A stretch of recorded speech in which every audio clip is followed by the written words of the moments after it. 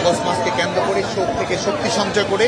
দেশ বিরোধী স্বাধীনতা বিরোধী অপশক্তি মুক্তিযুদ্ধের চেতনা বিরোধী অপশক্তির বিরুদ্ধে যেন আমরা লড়াই করতে পারি, সংগ্রাম করতে পারি। এই বাংলাদেশে যারা অস্থিতিশীল বাস্তবতা যারা তৈরি করতে চায়, দেশের অর্থনীতিকে যারা ধ্বংস করে দিতে চায় এবং যারা রাজাকারদের পুনর্বাসন করতে চায়, যুদ্ধাপরাধীদের পুনর্বাসন করতে চায়, তাদের বিরুদ্ধে বাংলাদেশের ছাত্র সমাজকে নিয়ে আমরা ঐক্যবদ্ধ থাকবো এবং আমাদের শোককে শক্তিতে পরিণত করেই এই স্বাধীনতা বিরোধী মুক্তিযুদ্ধ বিরোধী শক্তির মূলোৎপাটন এই বাংলার মাটি থেকে আমরা নিশ্চিত করব।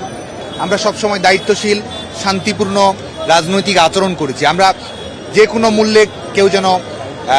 সংঘাতের কোনো ঘটনা যেন না ঘটে, অনাকাঙ্ক্ষিত ঘটনা যেন না থাকে, শিক্ষার্থীদের নিরাপত্তা যেন নিশ্চিত থাকে, বিশ্ববিদ্যালয় একাডেমিক পরিবেশ যেন অক্ষুণ্ণ থাকে, সেই লক্ষ্যে কিন্তু বাংলাদেশ ছাত্রলীগ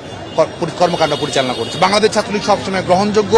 শান্তিপূর্ণ এবং আইনানুগ সমাধানের কথা বলেছে এবং আমরা মনে করি যে আমরা সবসময় বলেছি এটি এমন একটি আন্দোলন ছিল যে আন্দোলনে কোনো প্রতিপক্ষ ছিল না, যার ব্যাপারে সরকার আন্তরিক, আদালত যার ব্যাপারে আইনগত সমাধানের পক্ষে, ছাত্র সংগঠন হিসেবে বাংলাদেশ ছাত্রলীগ সংস্কারের কথা বলেছে। আমরা মনে করি যে আজকে যে পরিবেশটি তৈরি হয়েছে, বিশেষ করে এই শিক্ষার্থীদের কাঁধে বন্দুক রেখে বিএনপি জামায়াত দেশব্যাপী যে তাণ্ডব চালিয়েছে, সহিংসতা চালিয়েছে, বিএনপি জামায়াতের সশস্ত্র তাণ্ডব, ছাত্রদল ছাত্র শিবিরের সশস্ত্র তাণ্ডবের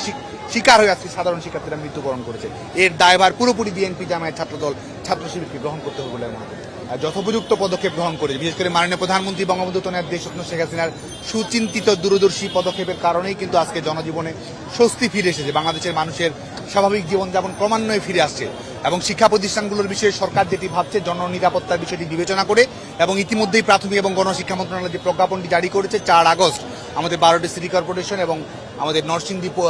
পৌরের অভ্যন্তরে থাকা শিক্ষা প্রতিষ্ঠানগুলোর বাইরে সকল প্রাথমিক বিদ্যালয় কিন্তু উন্মুক্ত ঘোষণা করা হয়েছে। আমরা বিশ্বাস করি যে ধাপে ধাপে জননিরাপত্তার সাপেক্ষে শিক্ষা প্রতিষ্ঠানগুলো শিক্ষার্থীদের নিরাপত্তার সাপেক্ষে ধাপে ধাপে বাংলাদেশের প্রত্যেকটি শিক্ষা প্রতিষ্ঠান খুলে দেওয়া হবে, শিক্ষার সুষ্ঠু পরিবেশ ফিরে আসবে এবং যারা এখনো শিক্ষার্থীদেরকে ব্যবহার করতে চায়, শিক্ষার্থীদের লাশের উপর ভর করে যারা দেশে অস্থিতিশীলতার পরিবেশ যারা তৈরি করতে চায়, তাদের বিরুদ্ধে আমরা মনে করি যে গোটা বাংলাদেশের ছাত্র সমাজ ঐক্যবদ্ধ হয়েছে। আজকে আগস্টের শোকে যেমন আমরা মুহ্যমান এবং একই সঙ্গে বিএনপি জামায়াতের তাণ্ডবে যাদের জীবন প্রদীপ নিভে গেছে, আমরা আমাদের শোককে শক্তিতে পরিণত করে এই স্বাধীনতা বিরোধী মুক্তিযুদ্ধ চেতনা বিরোধী এই সশস্ত্র সহিংস শক্তি বিএনপি জামায়াতের বিরুদ্ধে আমরা ঐক্যবদ্ধভাবে রুখে দাঁড়াবো, এটি আমরা দৃঢ়তার সঙ্গে বিশ্বাস করি। বিজয় 71 হলে ছাত্রলীগের নেতাকর্মীদের উপর সশস্ত্র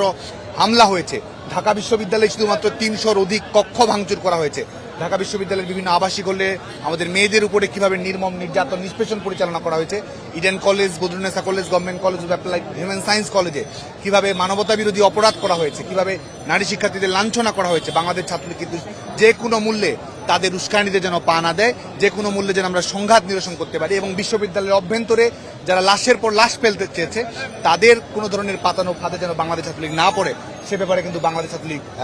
দায়িত্বশীল ভূমিকা পালন করার চেষ্টা করেছে, যে কোনো মূল্যে সংঘাত এড়িয়ে দেওয়ার চেষ্টা করেছে এবং শিক্ষার্থীদের শান্তিপূর্ণ সংস্কার আন্দোলনকে এগিয়ে নিয়ে যাওয়ার চেষ্টা করেছে। সেই লক্ষ্যেই কিন্তু আজকে আমরা শিক্ষার্থীদের